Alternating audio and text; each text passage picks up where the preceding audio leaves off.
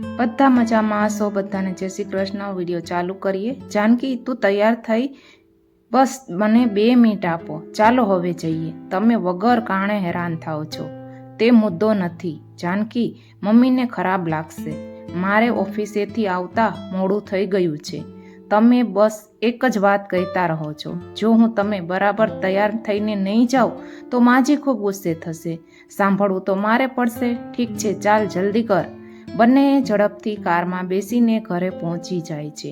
ગુલાબી સાડીમાં જાનકી ખૂબ જ સુંદર લાગી રહી હતી। વિકાસ ઘરે પહોંચતા જ બેલ વગાડે છે। રમીલાજી દરવાજો ખોલે છે। દીકરાને સામે જોઈને તેની આંખોમાં આંસુ આવી ગયા। વિકાસ તેના ચરણ સ્પર્શ કરે છે। મમ્મી, તું ફરીથી લાગણીશીલ થઈ ગઈ ને? પપ્પા ક્યાં છે? દીકરાએ આવે છે, બજારમાં અમુક સામાન ખરીદવા ગયા છે। હું અહીં જ છું, મનસુખજીને પાછળ ઊભેલા જોઈને રમીલાજીએ કહ્યું। વિકાસે જઈને તેના પગને સ્પર્શ કર્યો। પપ્પા, દીકરા, હું બિલકુલ ઠીક છું, તમે બંને કેમ છો? પાછળ ઊભેલી જાનકી આ બધું જોઈ રહી હતી। તે પછી તેણે મમ્મી પપ્પાના પગને સ્પર્શ કર્યો। પપ્પાએ પુત્રવધૂને ઘણા આશીર્વાદ આપ્યા, પરંતુ તેમને રમીલાજીથી તરફથી કોઈ આશીર્વાદ ન મળ્યા, જેની તેમને અપેક્ષા પણ ન હતી। રમીલાજીને લાગ્યું કે તે વિકાસને ફસાવીને ગુરુગ્રામ લઈ ગઈ છે। તેણે જાનકીને તેના એકમાત્ર પુત્રને નોકરીના બહાને તેના માતા પિતાથી અલગ કરવાનો આરોપ લગાવ્યો હતો। અરે દીકરા, તું કેમ ઊભો છે? બધા ડ્રોઈંગ રૂમમાં બેસે છે। જાનકી ઝડપથી રસોડામાં જઈને પાણી લઈ આવે છે। દરેક વ્યક્તિ પાણી પીવે છે। દીકરા, તારી નોકરી કેવી ચાલે છે? હા પપ્પા, બધું બરાબર ચાલે છે, એકદમ સરસ ચાલે છે। શું સરસ ચાલે છે? જો તારી આંખો નીચે કાળા ખાડા થઈ ગયા છે। અહીં નજીક કામ કરતો હતો ત્યારે કંઈ વાંધો ન હતો। તમારી સંભાળ રાખવા માટે કોણ છે? સંદર્ભ જાનકી તરફ જોતો હતો, કારણ કે તે પણ નોકરી કરતી હતી। ઓ યાર મમ્મી, ફરી એ જ વાત લઈને બેસી ગઈ। મેં તને કેટલી વાર કહ્યું છે કે હું મારી નોકરીને કારણે ત્યાં ગયો છું, અને પછી દર વીકેન્ડમાં તમને મળવા પણ આવું છું। ઠીક છે, હું કંઈ કહીશ નહીં મમ્મી, અમે પોતાનું ધ્યાન રાખીએ જ છીએ। અમે બંને જિમમાં જોડાઈ ગયા છીએ। ત્યાં કસરત કરવાને કારણે તમને એવું દેખાતું હશે। અરે બાળકો આવ્યા છે, તેમને ખવડાવ કે પીવડાવ, કંઈક આપ કે તમે ટોણા જ મારતી રહીશ? રમીલાજી ઊભા થઈ અને રસોડામાં જવા લાગ્યા। જાનકી તેમની પાછળ જાય છે। લાવો મમ્મી, હું સર્વ કરીશ, તમે બેસો, હું હજી એટલી વૃદ્ધ નથી થઈ। તમે બેસો, તમે મહેમાન બનીને આવ્યા છો, હું લાવું છું। જાનકી પાછી આવે છે। તે વિકાસ સામે એક નજર નાખે છે। વિકાસ તેને શાંત રહેવાનો ઈશારો કરે છે। રમીલા થોડી વાર પછી પ્લેટમાં નાસ્તો લાવે છે। તમને ચા ગમશે કે કંઈક ઠંડુ? મમ્મી બેસો, અને જાનકી ચા બનાવશે। તમે મારી પાસે બેસો, મારે તમારી સાથે ઘણી બધી બાબતો વિશે વાત કરવી છે। તે આવીને તેના પુત્ર પાસે બેસે છે। મમ્મી, તમે હંમેશા જાનકી સાથે દુર્વ્યવહાર કરો છો। તમે જાણો છો કે તે ખૂબ જ મુશ્કેલીથી રજા મેળવે છે, જેમાં તે ઝડપથી ઘરનું કામ પૂર્ણ કરે છે અને તમને મળવા આવે છે। અરે માત્ર 2 જણનું કેટલું કામ હોઈ શકે? તમે તમારા વૃદ્ધ માતા પિતાને અઠવાડિયે એકવાર મળીને અમારી ઉપર અહેસાન કરી રહ્યા છો। મળવા આવવાની જરૂર નથી। જ્યારે અમે મળવા આવતા નથી તો રડતા રહો છો। હવે મળવા આવ્યા છે તો નમ્રતાથી વાત કરવાને બદલે લડી રહ્યા છો। એટલામાં જ જાનકી ચા લઈને આવે છે। તેને જોઈને બધા ચૂપ થઈ જાય છે। થોડો સમય ત્યાં રોકાયા બાદ બંને પોતાના ફ્લેટમાં પાછા આવે છે। વિકાસ મમ્મીનું વર્તન બદલાઈ રહ્યું છે। તે દરેક બાબત માટે મને દોષ દેતી રહે છે। ચિંતા કર નહીં, સમય સાથે બધું સારું થઈ જશે। બસ એક દિવસની વાત છે, સાંભળ્યા કર। એ તો ઠીક, પણ આ એક દિવસના ટેન્શનમાં આખું અઠવાડિયું કેવી રીતે પસાર થાય છે એ હું જ જાણું છું। બીજા દિવસે બંને પોતપોતાની ઓફિસે જાય છે। લંચ દરમિયાન જાનકી રીટા સાથે વાત કરે છે। કાલે મારો મૂડ ખરાબ થઈ ગયો, ગઈકાલે ફરી હું વિકાસના ઘરે ગઈ હતી. ત્યાં મમ્મીએ મૂડ બગાડ્યો. અરે યાર, તું તારી સાસુની વાતને આટલી ગંભીરતાથી કેમ લે છે? બહુ વિચારીશ નહીં, બધું આ રીતે જ ચાલે છે. સારું, તું જાણે છે કે કંપનીમાં પ્રમોશનની વાત ચાલી રહી છે? ના, હું હવે પ્રમોશન લઈ શકતી નથી, કેમ કે હવે તે ક્યાં ટ્રાન્સફર આપે એ ખબર નથી. એટલે હા, તે છે, પરંતુ પ્રમોશન પણ જરૂરી છે ને? ના દોસ્ત, વધુ ટેન્શનની જરૂર નથી. અગાઉના પ્રમોશનને કારણે હું આજ સુધી સાંભળી રહી છું. મમ્મી વિચારે છે કે હું વિકાસને મારી સાથે લઈ ગઈ. પણ એક વાત વિચાર, જો તને પ્રમોશન મળે અને અહીં જ રહે તો તમે બંને એક મોટો ફ્લેટ ખરીદી શકશો અને તમારા સાસુ સસરાને તારી સાથે રાખી શકશો. પછી બધું સારું થઈ જશે. શું તું જાણે છે કે મને પ્રમોશન મળતા જ કામનું પ્રેશર કેટલું વધી જશે? અને જો મારા સાસુ અને સસરા અહીં રહે છે તો મારે ઘરનું પણ ઘણું કામ કરવું પડશે. વિકાસ પણ તેની સામે કામને હાથ લગાડતો નથી, નહીતર માજી ગુસ્સે થાય છે. ઠીક છે, તેના વિશે વિચાર. વ્યક્તિએ પોતાની કારકિર્દી પણ બનાવવી પડે છે, જોયું જશે. વિકાસ સાંજે ઓફિસેથી ઘરે આવે છે. વિકાસ, તને ખબર છે ઓફિસમાં પ્રમોશનની વાત થઈ રહી છે? મેં ના પાડી. ફરી ટ્રાન્સફર કરી દેશે તો? આપણે બહુ મુશ્કેલીથી અહીં શિફ્ટ થયા છીએ. હા ઠીક છે જાનકી, હજુ થોડા દિવસો આમ જ ચાલવા દે. મારે પણ ક્યાંય જવું નથી. સાંભળ, મારે એક અઠવાડિયા માટે બહાર જવાનું છે. આ શનિવારે તું મમ્મી પપ્પાને મળવા એકલી જતી રહેજે. વિકાસ, પણ તને ખબર છે મમ્મીને મારું આવવું ગમતું નથી. તેણી ફક્ત તને જોવા માંગે છે. હું તે જાણું છું, પણ જો આપણામાંથી કોઈ નહીં જાય તો તેઓ ચિંતામાં પડી જશે. ઠીક છે, હું નીકળી જઈશ. શનિવારે જાનકી વિકાસના માતા પિતાને મળવા જાય છે. વિકાસ ન આવ્યો? શું વાત છે મમ્મી? તે બેંગ્લોર કંપનીના કામ માટે ગયો છે.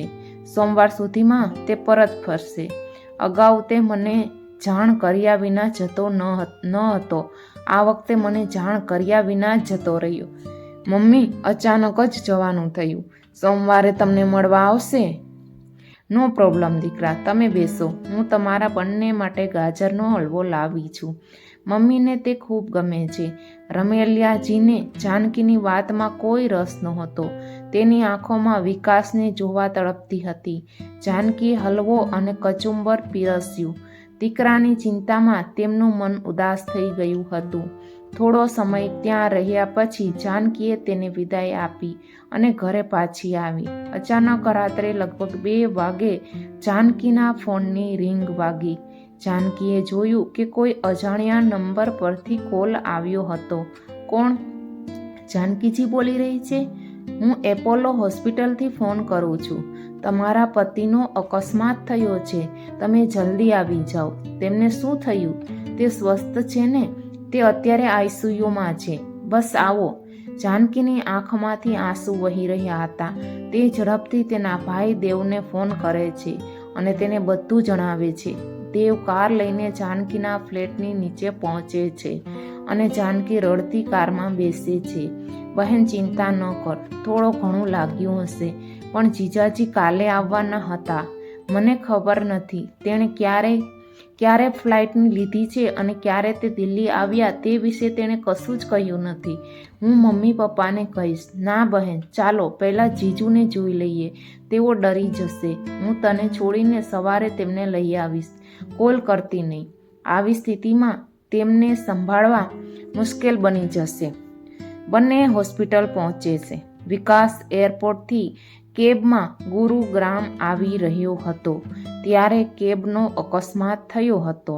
ડૉક્ટરે કહ્યું કે વિકાસ ગંભીર છે. ડૉક્ટર સાહેબ, હું તેમને એકવાર મળી શકું? જુઓ, અમારે હજુ તેના પર કેટલાક ઓપરેશન કરવાના છે. ઠીક છે, પણ માત્ર 5 મિનિટ માટે તેમને મળો. તે પછી અમે તેને ઓપરેશન થિયેટરમાં લઈ જઈશું. દેવ, તું મમ્મીજી પપ્પાજીને લઈને આવ. તેમને આઈસીયુ વિશે ન કહેતો.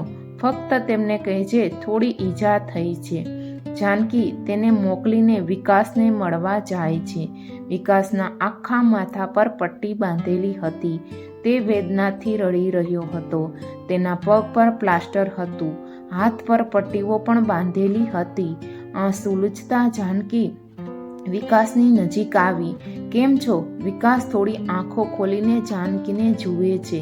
તેની આંખમાંથી આંસુ વહી રહ્યા હતા. મારા માતા પિતાનું ધ્યાન રાખજે, ચિંતા ન કર, આપણે બંને તેમની સંભાળ રાખીશું. જાનકીની આંખમાંથી આંસુ વહી રહ્યા હતા. મમ્મી ક્યાં છે? એનાથી વધારે વિકાસ આગળ કંઈ બોલી શક્યો નહીં. દેવ તેને લેવા ગયો છે, ટૂંક સમયમાં આવવો જ જોઈએ. વિકાસ દર્દના કારણે કંઈ બોલી શકતો ન હતો. તેની આંખમાંથી આંસુ વહી રહ્યા હતા. એવું લાગતું હતું કે બધું જ સરકી રહ્યું છે. અહીં દેવ મનસુખજી અને રમીલાજીની સાથે હોસ્પિટલ પહોંચ્યા. તેમને દૂરથી જોઈને જાનકીએ ઝડપથી પોતાના આંસુ લૂછ્યા. દીકરી, શું વાત છે? વિકાસને કેમ છે? હવે જાનકી કંઈ બોલી નહીં. આઈસીયુ તરફ ઇશારો કર્યો. રમીલાજીની આંખમાંથી આંસુ વહી રહ્યા હતા. તે કહેતો હતો કે તેને થોડી ઈજા થઈ છે, તો તે આઈસીયુમાં કેમ છે? મેં તેને કહેવાની ના પાડી. તમે તેને મળવા જાઓ, તમને બહુ યાદ કરે છે. વિકાસના માતા પિતા બંને આઈસીયુમાં જાય છે. વિકાસ દીકરા, તને શું થયું? માતા, હું જાઉં છું, તમારી સંભાળ રાખજો. જાનકી પર ગુસ્સો કરતા નહીં. પપ્પા, મને માફ કરી દો. વિકાસ બહુ મુશ્કેલીથી બોલી શક્યો. તેની જીભ ડગમગી રહી હતી. દીકરા, હિંમત ન હાર, તું ઠીક થઈ જઈશ. અમે તને ક્યાંય જવા નહીં દઈએ. તું તારી માને કોના સહારે છોડીને જાય છે? તારે સારું થવું જ પડશે. મારી સંભાળ કોણ રાખશે? વિકાસ ઈચ્છા છતાં કંઈ બોલી શકતો ન હતો. તેની આંખમાંથી આંસુ વહી રહ્યા હતા. પછી ડૉક્ટર આવ્યા અને કહ્યું, જુઓ, બહુ બોલશો નહીં. તેની સ્થિતિ નાજુક છે અને તે વધુ તણાવ સહન કરી શકશે નહીં. બંને રડતા રડતા બહાર આવ્યા. તેને જોઈને જાનકીની ધીરજ તૂટી ગઈ. તેણીએ રમીલાજીને ગળે લગાવી અને જોર જોરથી રડવા લાગી. શાંત થઈ જા, હવે જે થવાનું હતું તે થઈ ગયું. તારું ધ્યાન રાખ બહેન. મેં મમ્મી પપ્પાને ફોન કર્યો હતો, એ લોકો પણ આવવાના હશે. મનસુખજીએ જાનકીના માથે હાથ ફેરવ્યો. દીકરી, ચિંતા ના કર, ભગવાનમાં વિશ્વાસ રાખ, ભગવાન બધું ઠીક કરી દેશે. બધા આઈસીયુની બહાર બેન્ચ પર બેઠા. થોડી વાર જાનકીના માતા પિતા પણ આવી પહોંચ્યા. જાનકીના પિતા ઘનશ્યામજી ડૉક્ટર હતા. તેણે ડૉક્ટર સાથે વાત કરી. જાનકીની માતા હેમલતાજી રમીલાજી પાસે બેસીને તેને સાંત્વના આપી રહ્યા હતા. થોડી વાર પછી ઘનશ્યામજી બહાર આવ્યા અને કહ્યું, ભાઈ, તમે બહેનને લઈને ઘરે જાઓ, અમે અહીં છીએ. દેવ, તું તેને ઘરે લઈ જા. હું મારા પુત્રને છોડીને ક્યાંય જઈશ નહીં. મેં પહેલેથી જ ભૂલ કરી છે. ઘનશ્યામજીએ દેવને કંઈક કહ્યું. પછી તેણે મનસુખજીને કહ્યું, ભાઈ, કૃપા કરીને મારી વાત સાંભળો. અહીં રહેવાનો કોઈ ફાયદો નથી. હું કહું છું કે જાનકીને પણ સાથે લઈ જાઓ. દીદી, પપ્પા બરાબર કહે છે, ચાલો ઘરે જઈએ. ઘનશ્યામજીએ દબાણ કર્યું અને ત્રણેયને દેવ સાથે ઘરે મોકલી દીધા. તમે તેમને ઘરે કેમ મોકલ્યા? હેમલતા, હવે કશું જ બચ્યું નથી. વિકાસ આપણને છોડી ગયો છે. આ સાંભળીને હેમલતાજી એકદમ રડવા લાગ્યા. તેથી જ મેં તેમને મોકલ્યા છે. દેવ ઘરે જઈને તેને બધું કહી દેશે. જો તેઓ અહીં જાણી ગયા હોત તો તેમના ઘરે પહોંચવું મુશ્કેલ બની જાત. હવે દેવ આવશે એટલે તું પણ ઘરે જા. હવે આપણી દીકરીનું શું થશે? તેના જીવનનું શું થશે? ઘનશ્યામજીની આંખમાંથી આંસુ દેખાતા હતા. તે કંઈ બોલ્યા નહીં અને પેમેન્ટ કરવા રિસેપ્શન પર ગયા. દેવીએ તેના સંબંધીઓને પહેલેથી જ બોલાવી લીધા હતા. જ્યારે તે બધા સાથે ઘરે પહોંચ્યા તો ત્યાં પહેલેથી જ ભીડ હતી. આટલી મોડી રાત્રે બધા કેવી રીતે આવ્યા? દેવ, શું વાત છે? સાચું કહો બહેન. બહેન, બધું ખતમ થઈ ગયું. મેં હમણાં જ વિકાસ સાથે વાત કરી હતી. તમે શું બકવાસ કરો છો? મને હોસ્પિટલ લઈ જાઓ. બહેન, પાપા જીજુને લઈને આવે છે. આ સાંભળીને જાનકી બેહોશ થઈ ગઈ. તેના સાસુ અને સસરા ઘરની અંદર પહેલેથી જ ચાલ્યા ગયા હતા, એટલે તેના વિશે તેને કંઈ જ ખબર ન હતી. ત્યારબાદ સંબંધીઓમાંથી કેટલીક મહિલાઓએ જાનકીની સંભાળ લીધી. તેના ચહેરા પર પાણી છાંટીને ભાનમાં લાવ્યા. ત્યારે તેણી રડવા લાગી અને તેઓએ તેને ટેકો આપ્યો અને તેને અંદર લઈ ગયા. ત્યાં પહોંચતા જ તેણે રમીલાજીને ગળે લગાડી અને રડવા લાગી, મારો દીકરો મારી પાસેથી હંમેશા માટે છીનવાઈ ગયો. હવે તું આઝાદ છો, તું જે ઈચ્છો તે કરી શકે છે. આટલું કહી જાનકીને દૂર ખસેડી દીધી. આ જોઈને જાનકીની માતા હેમલતાજીએ જાનકીની સંભાળ લીધી. થોડીવાર પછી બહાર ધમાલ વધી ગઈ. વિકાસની લાશને ઘરની અંદર લાવવામાં આવી રહી હતી. રમીલાજી પોતાના પુત્રને ગળે લગાડીને સતત રડી રહી હતી. જાનકી વારંવાર વિકાસને ઉઠવા માટે કહી રહી હતી. ઘરનું વાતાવરણ ખૂબ જ ઉદાસ બની ગયું હતું. ઘનશ્યામજીએ વહેલી તકે અંતિમ સંસ્કારની તમામ તૈયારીઓ કરી લીધી અને અન્ય સંબંધીઓની મદદથી વિકાસની અંતિમ યાત્રા વહેલી શરૂ કરી, જેથી પરિવારમાં કોઈની તબિયત બગડે નહીં. વિકાસને ઉપાડી ગયા. કેટલીક સ્ત્રીઓએ જાનકીને નવડાવીને બેસાડી. જાનકી તેની માતાને ગળે લગાડીને રડી રહી હતી. અચાનક એટલું બધું થયું કે કોઈને વિચારવાનો અને સમજવાનો મોકો જ ન મળ્યો. થોડા કલાકો પછી બધા અંતિમ સંસ્કાર કરીને પાછા ફર્યા. જગદીશજીની અને હેમલતાજીની એ પરિવારના તમામ સભ્યોની સંભાળ લીધી. તે આખી રાત તેમની સાથે રહ્યા અને બધાનું ધ્યાન રાખ્યું. આજે વિકાસને ગયાને 1 અઠવાડિયું થઈ ગયું. ઘરમાં સ્વજનોની ભીડ હતી. જેણે પણ સાંભળ્યું તે શોક વ્યક્ત કરવા દોડી આવ્યા. સગા વહાલા વચ્ચે બેઠેલી જાનકી હવે પહેલાં કરતાં થોડી શાંત થઈ ગઈ હતી. તે સાંજે જ્યારે બધા સંબંધીઓ ચાલ્યા ગયા ત્યારે રમીલાજીએ મનસુખજીને કહ્યું, સાંભળો જી, આપણો પુત્ર ચાલ્યો જ ગયો છે. જાનકીને કહો કે 13મી પછી એ પણ જતી રહે. હું તેનું મોઢું પણ જોવા માંગતી નથી. આ બધી વાતો કરવા માટે તને આ સમય મળ્યો છે શું? બાય ધ વે, આ બધામાં આ બિચારી છોકરીનો શું વાંક? વિકાસ આપણી સાથે રહેતો હતો ત્યારે પણ તે કામ માટે બહાર જતો આવતો જ હતો. હું કંઈ જાણતી નથી. તમારે આ કરવું જ પડશે. બહાર ઊભેલા ઘનશ્યામજીએ તેમની બધી વાત સાંભળી લીધી. તેણે પણ મનમાં નક્કી કરી લીધું હતું કે તે જાનકીના બીજી વાર લગ્ન કરાવશે. વિકાસની 13મીની તમામ વિધિઓ પૂર્ણ થઈ ગઈ હતી અને બધા સંબંધીઓ ચાલ્યા ગયા હતા. ત્યારે ઘનશ્યામજીએ કહ્યું, હવે જે થવાનું હતું તે થઈ ગયું. આપણે આગળ શું કરવું તે વિશે વાત કરવાની જરૂર છે. જો તમે ઈચ્છો તો જાનકી તમારી સાથે રહેશે અને જો તમે એમ ન ઈચ્છતા હો તો હું તેને મારી સાથે લઈ જવા માંગુ છું. અહીં રહેવાનો પ્રશ્ન જ નથી. ગમે તેમ કરીને તમે એને અહીંથી લઈ જાઓ. હજુ સુધીમાં તમે તેના બીજા લગ્ન વિશે વિચાર્યું જ હશે. હા, તે સારું રહેશે. તે ફરીથી લગ્ન કરવા માંગે છે કે નહીં તે નક્કી કરવાનું હું તેના પર છોડી રહ્યો છું. ચાલ દીકરી જાનકી, આપણે અહીંથી ફ્લેટ ખાલી કરીને ઘરે જઈએ. પપ્પા, તમે ભૂલી રહ્યા છો, હું મારા ઘરમાં છું. તમે મારા સાસરે છો. તમારે જવું જોઈએ. પણ દીકરા, આ લોકો તને રાખવા નથી માંગતા. હા, તારા પિતા સાચું કહે છે. તું તારા ઘરે જા. મમ્મી, તું ગમે તે કહે, હું તને એકલી નહીં છોડી શકું. મરતી વખતે વિકાસને મેં વચન આપ્યું હતું કે હું તમારી અને પાપાજીની સંભાળ રાખીશ. હું મારા પતિની છેલ્લી ઈચ્છા પૂરી કરીશ. આ સાંભળીને બધાની આંખમાં આંસુ વહેવા લાગ્યા.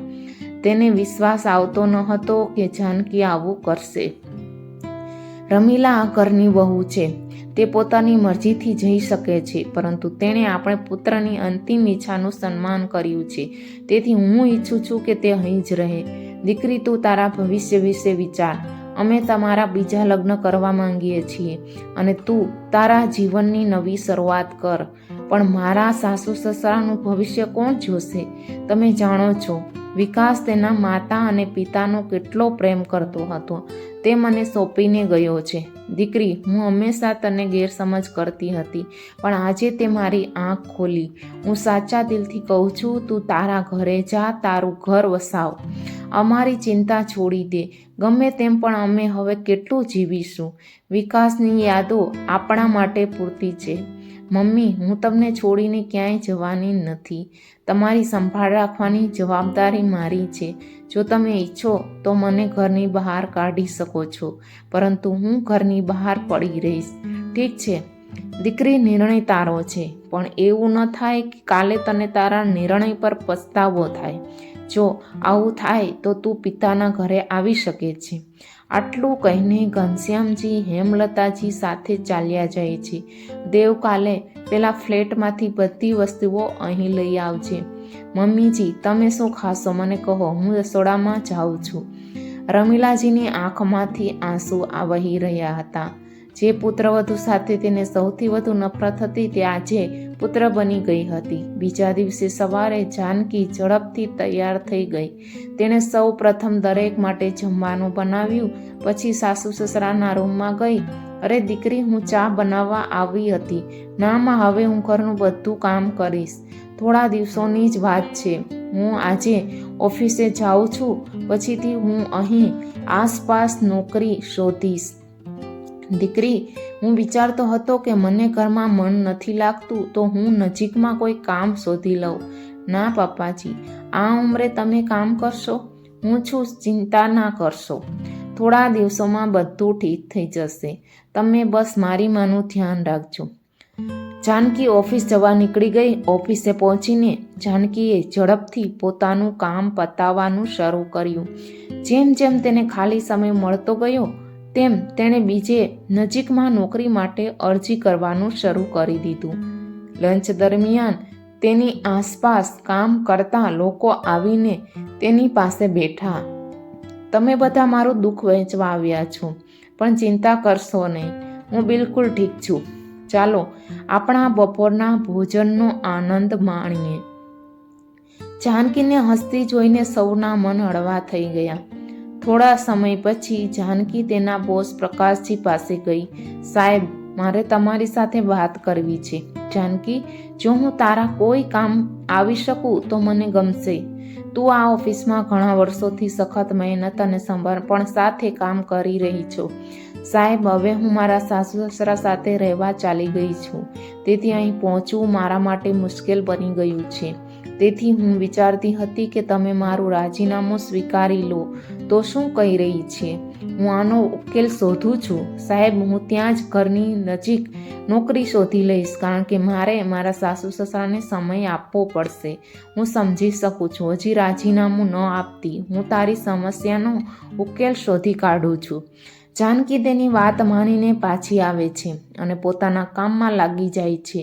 2 દિવસ પછી પ્રકાશજીએ જાનકીને ફોન કર્યો. જાનકી, મેં તમામ વ્યવસ્થા કરી દીધી છે. વર્ક ફ્રોમ હોમ કોન્સેપ્ટ પર તું તારા ઘરેથી કામ કરી શકે છે. જરૂર પડે ત્યારે ઓફિસે આવજે. પણ આ બધું કેવી રીતે થશે? તું તેની ચિંતા ન કર. આજે તું તારું લેપટોપ લઈ જા અને કાલથી કામ શરૂ કર. તારે નોકરી છોડવી પડશે નહીં. આભાર સર, તમે મને ખૂબ મદદ કરી. સાંજે જાનકી ઘરે આવે છે અને તેના સાસુ સસરાને કહે છે, જ્યારથી દીકરાનું એક્સિડન્ટ થયું છે ત્યારથી તારા બહાર જવાની અમને ડર લાગે છે. તારા બોસે ખૂબ સારું કામ કર્યું છે. ભગવાન તેમને પ્રગતિ આપે. થોડા દિવસો પછી એક દિવસ ઘરની ઘંટડી વાગી. જાનકીએ ગેટ ખોલ્યો તો સામે પ્રકાશજી ઊભા હતા. સર, તમે? એક પ્રેઝન્ટેશન બનાવવાનું હતું. જાનકી, એક અગત્યનું કામ હતું. સર, મને કહ્યું હોત તો હું ઓફિસ પર આવી જાત. પછી મનસુખજી અને રમીલાજી આવ્યા. પ્રકાશજીએ તેના ચરણ સ્પર્શ કર્યા. મમ્મીજી, આ મારા બોસ છે. દીકરા, તમે આ મુશ્કેલ સમયમાં અમને ખૂબ મદદ કરી છે. બેસો, હું તમારા માટે ચા બનાવું છું. ના કાકી, તમે ચિંતા ન કરો. મારે કોઈ અગત્યનું કામ હતું એટલે મારે આવવું પડ્યું, નહીતર હું તમને ડિસ્ટર્બ ન કરત. દીકરા, તું પોતાનું જ ઘર સમજ. કામના બહાને તને મળવાનો મોકો મળ્યો. તમે બંને કામ કરો, અમે અંદર બેઠા છીએ. જો તમારે કંઈ જોઈએ તો મને કહેજો. એવી જ રીતે સમય પસાર થતો રહ્યો. પ્રકાશજી ઘણી વાર ઘરે આવતા હતા. હવે તેઓ ઘરમાં ખૂબ જ ભળી ગયા હતા. એક દિવસ જાનકી બહાર ગઈ હતી. સાંભળો છો, મને લાગે છે કે જાનકી પ્રકાશજીને પસંદ કરે છે. આપણે બંનેના લગ્ન કરાવી દઈએ તો? હા, મને પણ એવું જ લાગે છે. તું જાનકીના મનની વાત જરા જાણી લે. અરે જાનકી સાથે વાત કર. રમીલાજી જાનકી સાથે વાત કરે છે, પણ તેણે સ્પષ્ટ ના પાડી દીધી. હું આ કેવી રીતે કરી શકું માં? હું તમને છોડીને ક્યાંય જઈશ નહીં. દીકરી, અમે અમારું ધ્યાન રાખી લેશું. તારી આગળ તારી આખી જિંદગી પડી છે. બીજે દિવસે જાનકી કામ કરતી હતી ત્યારે પ્રકાશજીનો ફોન આવ્યો.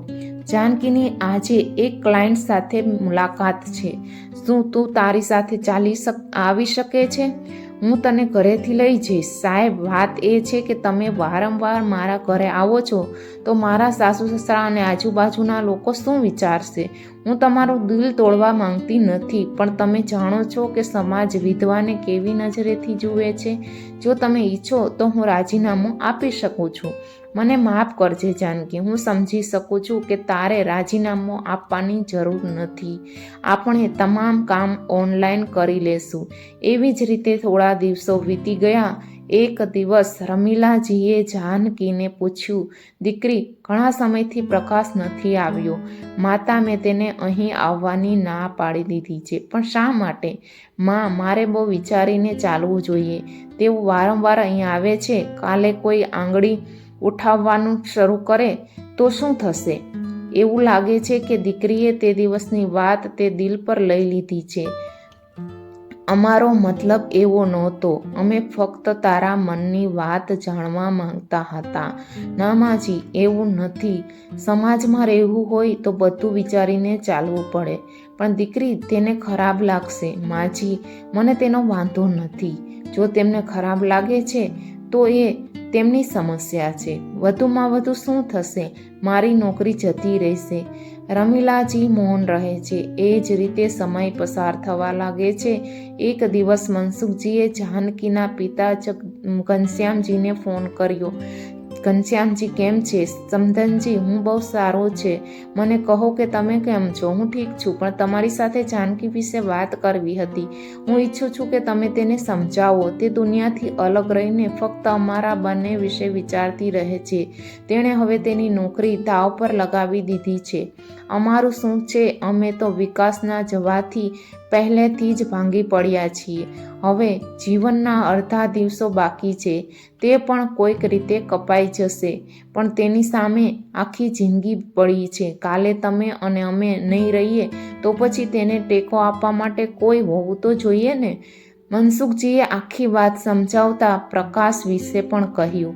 ચિંતા ના કરો ભાઈ, હું જાનકી સાથે વાત કરીશ. બધા મળીને જાનકીને મનાવવાનો પ્રયાસ કરીશું. પરંતુ જાનકી પોતાના નિર્ણય પર અડગ રહે છે.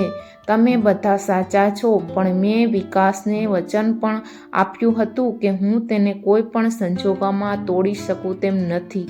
એ જ રીતે હજુ થોડા દિવસો પસાર થાય છે. રમીલાજી અને ઘનશ્યામજી ખૂબ જ દુઃખી રહે છે. એક દિવસ બંને ચૂપચાપ ઘર છોડવાનું નક્કી કરે છે. એક દિવસ ચૂપચાપ તેમના કપડાં એક થેલીમાં ભરીને રાત્રે ઘરેથી નીકળી જાય છે. મનસુખજીએ ઘરથી દૂર એક વૃદ્ધાશ્રમમાં પહેલેથી જ વાત કરી રાખેલી હતી. બંને એકસાથે નીકળી જાય છે. ઘરની બહાર નીકળ્યા પછી રમીલાજી પાછળ ફરીને પોતાના ઘર તરફ જુએ છે. આંખમાંથી આંસુ વહેવા લાગે છે. કેવા દિવસો જોવા પડે છે. શાંતિથી બહાર નીકળ. આપણે આપણી દીકરીના ભવિષ્ય માટે ભોગવવું જ પડશે. તેથી મેં બેંકનું કાર્ડ, ઘરના કાગળ, મારો ફોન બધું ઘરમાં મૂકી દીધું છે, જેથી તે આપણને શોધી ન શકે. રાતની ટ્રેન પકડીને બંને કોઈ અજાણ્યા શહેરમાં વૃદ્ધાશ્રમમાં પહોંચે છે. સવારે જ્યારે જાનકી તેના સાસુ સસરાને ચા આપવા જાય છે ત્યારે તેને ત્યાં એક પત્ર મળે છે. દીકરા જાનકી, અમને માફ કરી દે. અમે ઘર છોડી રહ્યા છીએ. અમને શોધવાનો પ્રયાસ કરતી નહીં. જીવનમાં હવે તારે આગળ વધવું પડશે. હવે તારા પર કોઈ બોજ નથી બનવા માંગતા. અમારા આશીર્વાદ હંમેશા તારી સાથે રહેશે. આ વાંચીને જાનકીના હોશ ઉડી ગયા. તે જમીન પર પડી જાય છે. તેની આંખમાંથી આંસુ વહી રહ્યા હતા. તમે શું કર્યું? વિકાસજીની જેમ તમે પણ મારાથી દૂર થઈ ગયા. મારે હવે જીવવાનો કોઈ હેતુ જ ન રહ્યો. જાનકી લાંબો સમય બેસી રહી. થોડી વાર પછી ઘનશ્યામજી ત્યાં આવે છે. પપ્પા, તમે બધું જાણતા હતા. આ લોકો જવાના છે. તમે મને કહી શકતા હતા તો હું તેમને રોકી લેત. ના દીકરા, મને કંઈ ખબર નહોતી. 1 કલાક પહેલાં જ મનસુખજીએ ફોન પર કહ્યું. તેઓ સ્ટેશન બૂથ પરથી બોલી રહ્યા હતા. તેઓએ મને અહીં તમને મળવા મોકલ્યા છે. જાનકી જીવનમાં એક એવી રાહ પર ઊભી હતી જ્યાંથી એક રસ્તો તેને નવી જિંદગી તરફ લઈ જઈ રહ્યો હતો અને બીજો તેને તેના સાસુ સસરાને શોધવા મજબૂર કરી રહ્યો હતો. શું કરવું એ જ સમસ્યામાં જાનકી ફસાઈ ગઈ હતી. જો વિડીયો ગમ્યો હોય તો લાઈક કરી દેજો અને નવા હોય તો ચેનલને સબસ્ક્રાઈબ કરી દેજો.